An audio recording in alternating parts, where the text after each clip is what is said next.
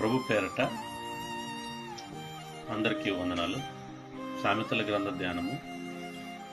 సామెతలు 1వ అధ్యాయము 1వ వచనం నుండి 15వ వచనంలో, దావీదు కుమారుడును ఇశ్రాయేలు రాజునైన సొలొమోను సామెతలు.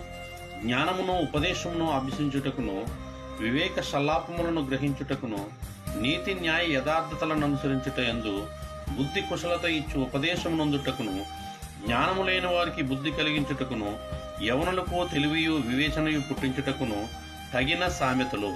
జ్ఞానము గలవాడు విని పాండిత్యము వృద్ధి చేసుకొను, వివేకము గలవాడు ఆలకించి నీతి సూత్రములను సంపాదించుకొను.